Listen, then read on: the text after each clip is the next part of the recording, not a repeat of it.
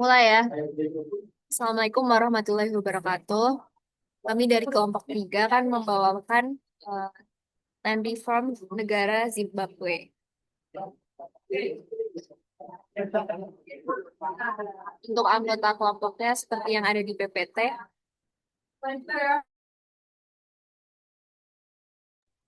Masuk pada bagian pendahuluan. Jadi, reformasi agraria di Zimbabwe itu yang dimulai pada tahun 2000 merupakan kebijakan besar yang dicanangkan oleh Presiden Robert Mugabe. Kebijakan ini bertujuan untuk mengatasi ketimpangan kepemilikan lahan yang berasal dari masa kolonial ketika masyarakat kulit hitam Zimbabwe itu kehilangan tanah mereka akibat pengambil alihan oleh pemukim kulit putih. Nah, melalui program tersebut, ribuan petani kulit putih itu digusur dari lahannya, yang kemudian didistribusikan kepada ratusan ribu rumah tangga masyarakat kulit hitam. Reformasi ini menjadi simbol upaya pemerintah dalam menegakkan keadilan sosial dan memperbaiki struktur agraria yang timpang di negara tersebut. Namun, kebijakan ini tuh menimbulkan banyak perdebatan. Sebagian pihak menilai bahwa reformasi ini justru memicu ketidakstabilan ekonomi dan juga menurunkan produktivitas pertanian. Sementara itu, pihak lain memandangnya sebagai langkah penting untuk mengembalikan hak-hak masyarakat pribumi atas tanah mereka. Karena adanya perbedaan pandangan tersebut, diperlukan penelitian yang berbasis bukti untuk menilai sejauh mana reformasi ini berhasil. Hasil penelitian tersebut nantinya dapat menjadi dasar dalam merumuskan kebijakan agraria yang lebih adil dan juga berkelanjutan di masa depan. Next.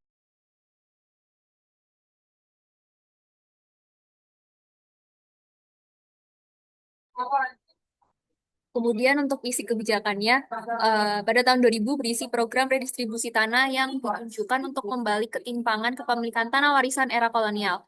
Nah, tanah-tanah pertanian ini dengan skala besar yang dimiliki oleh minoritas petani kulit putih akan diambil alih negara dan kemudian dibagikan kepada keluarga petani kulit hitam yang sebelumnya tidak memiliki atau hanya memiliki lahan sangat kecil.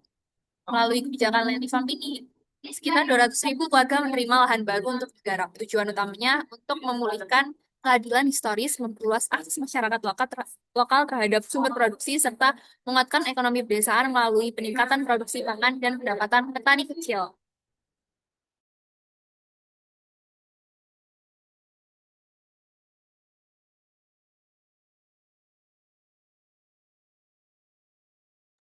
Selanjutnya masuk kepada mekanisme kebijakan. Nah, di sini mekanisme kebijakan terdiri dari 5 tahapan utama. Yang pertama yaitu identifikasi masalah. Pada tahap ini, pemerintah Zimbabwe menemukan permasalahan berupa ketimpangan pokok pemilikan lahan. Lahan subur di Zimbabwe dikuasai oleh minoritas petani kulit putih, sedangkan mayoritas penduduk kulit hitam hidup tanpa akses terhadap tanah yang menciptakan ketidakadilan sosial dan ekonomi yang cukup parah di desa ini. Nah, yang kedua yaitu perumusan kebijakan. Nah, menyikapi ketimpangan tersebut, Presiden Robert Mugabe merumuskan kebijakan redistribusi tanah sebagai solusi untuk mencapai keadilan sosial dan memperkuat politik nasional. Ide utamanya yaitu mengembangkan tanah kepada rakyat pribumi Zimbabwe yang selama ini terpinggirkan. Ketiga yaitu implementasi. Kebijakan ini dilaksanakan pada tahun 2000 dengan mengambil alih sekitar 4.000 lahan milik petani kulit putih.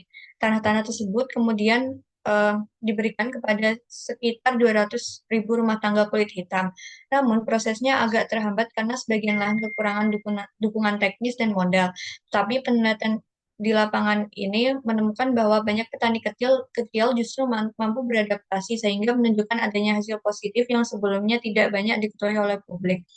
Nah, keempat yaitu tahap evaluasi. Para peneliti ini seperti Ian Scan dari University of Sussex melakukan penelitian lapangan selama lebih dari 15 tahun untuk melihat dampak nyata dari reformasi agraria tersebut. Hasilnya menunjukkan dua sisi. Di satu sisi terjadi peningkatan kesejahteraan dan ketahanan pangan di tingkat petani kecil, namun di sisi lain ada penyalahgunaan kekuasaan di mana sebagian tanah justru jatuh kepada tangan elit politik. Jadi kebijakan ini tidak sepenuhnya gagal total. Nah, kelima yaitu tahap umpan balik dan perbaikan.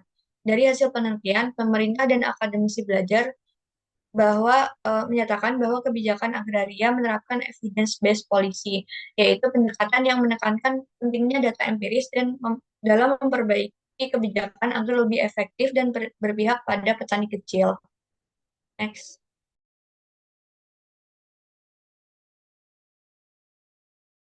Selanjutnya adalah evaluasi kebijakan. Evaluasi kebijakan yang pertama yaitu aspek hukum dan regulasi. Secara hukum, reformasi agraria Zimbabwe berlandaskan pada Land Acquisition Act atau Undang-Undang Akuisisi Lahan yang memberi kewenangan kepada pemerintah untuk mengambil alih lahan pertanian besar dari pemilik kulit putih dan mendistribusikannya kepada warga kulit hitam. Namun pelaksanaannya menimbulkan polemik serius karena proses pengambilan sering dilakukan tanpa kompensasi yang memadai dan tanpa mengikuti prosedur hukum yang jelas. Selain itu, Undang-Undang Akuisisi Lahan gagal menyediakan mekanisme perlindungan hukum bagi petani penerima tanah, sehingga banyak dari mereka tidak mendapatkan sertifikat kepemilikan yang sah, yang akibatnya para petani kesulitan mengakses kredit pertanian atau bantuan finansial karena tidak memiliki jaminan legal atas lahan yang mereka garap. Kelemahan dalam aspek hukum ini menciptakan ketidakpastian agraria jangka panjang yang dapat menghambat investasi di sektor pertanian dan memperburuk iklim bisnis di Zimbabwe. Selanjutnya yaitu aspek sosial. Reformasi agraria memberikan kesempatan bagi masyarakat miskin untuk memperoleh lahan, namun tanpa perencanaan dan pelatihan yang memadai. Akibatnya, produktivitas pertanian menurun tajam yang memicu kelangkaan pangan dan peningkatan kemiskinan. Referensi menunjukkan bahwa banyak lahan yang sebelumnya produktif menjadi terbengkalai, sementara petani baru tidak memiliki kemampuan mengelola lahan dengan efektif. Dalam beberapa tahun setelah program berjalan, produksi pangan Zimbabwe turun drastis, memperburuk kondisi ekonomi nasional. Yang ketiga yaitu aspek politik dan kelembagaan. Secara politik, kebijakan ini memperkuat dukungan terhadap Mugabe dari kalangan masyarakat miskin pedesaan, tetapi sekaligus memicu ketegangan dengan negara-negara barat dan memperburuk isolasi internasional Zimbabwe. Dari sisi kelembagaan, kurangnya tata kelola dan koordinasi antar lembaga pertahanan menyebabkan distribusi lahan tidak merata dan tidak transparan. Banyak lahan justru jatuh ke tangan elit politik atau kroni pemerintah. Next.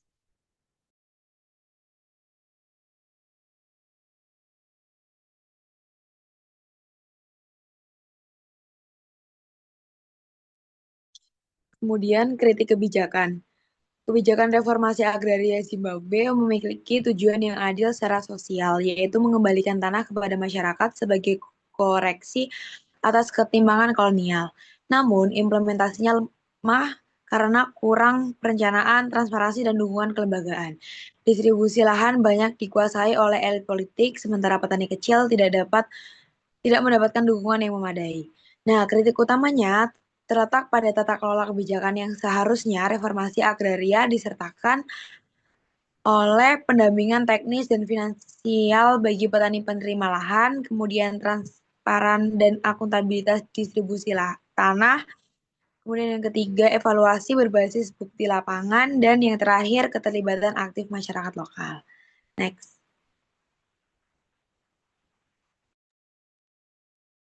Selanjutnya pada bagian rekomendasi kami fokus pada dua hal utama yang perlu dilakukan adalah agar reformasi agraria di Zimbabwe dapat berjalan lebih efektif.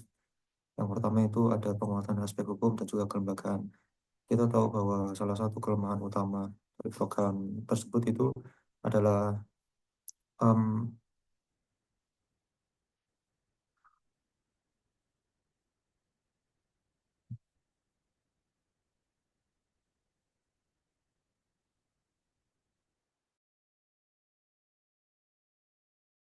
Sebenarnya pada bagian rekomendasi kami fokus pada dua hal utama yang perlu dilakukan agar reformasi agraria di Zimbabwe dapat berjalan lebih efektif dan berkelanjutan. Pertama, penguatan aspek hukum dan juga kelembagaan. Kita tahu bahwa salah satu kelemahan utama dari program Fast Track Land Reform adalah lemahnya kepastian hukum dan tata kelola. Karena itu, pemerintah perlu meninjau ulang regulasi reformasi agraria agar memiliki dasar hukum yang kuat dan juga konsisten. Selain itu, penting juga untuk membentuk lembaga agraria independen yang berfungsi mengatasi distribusi tanah, memastikan prosesnya adil dan juga transparan, serta bebas dari kepentingan politik. Kemudian, perlu dilakukan audit nasional kepemilikan tanah secara berkala. Tujuannya adalah untuk mencegah penyalahgunaan oleh elit politik sekaligus memastikan bahwa tanah benar-benar dikelola secara produktif oleh penerima manfaat tersebut. Dan yang kedua itu adalah pendampingan teknis finansial bagi petani. Setelah tanah dibagikan, tentunya petani penanaman membutuhkan dukungan nyata untuk bisa produktif. Oleh karena itu, pemerintah perlu menyediakan pelatihan teknis, penyuluhan, dan juga akses kredit mikro agar petani mampu mengelola lahannya dengan baik. Pembangunan infrastruktur pertanian dasar seperti irigasi, jalan, dan juga gudang hasil panen juga harus menjadi prioritas. Dan juga yang terakhir, diperlukan kemitraan antara pemerintah dengan swasta. Ini untuk memperluas akses pasar, modal, serta teknologi pertanian modern. Dan dengan dua langkah ini, penguatan hukum serta pendampingan petani, reformasi agraria di Zimbabwe tidak hanya menjadi simbol keadilan sosial, tapi juga menjadi motor penggerak ekonomi pedesaan yang berkelanjutan. Next.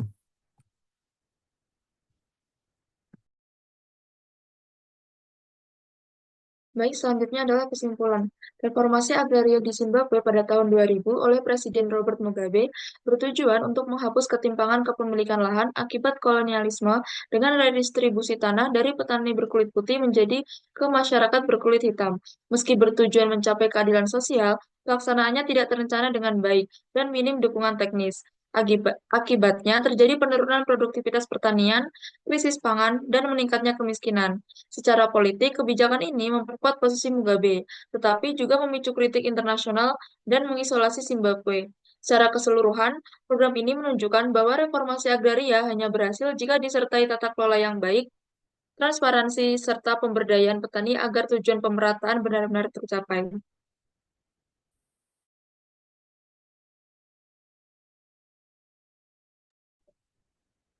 Baik, sekian. Terima kasih. Berikut presentasi dari kelompok 3. Mohon maaf apabila ada kesalahan. Wassalamualaikum warahmatullahi wabarakatuh.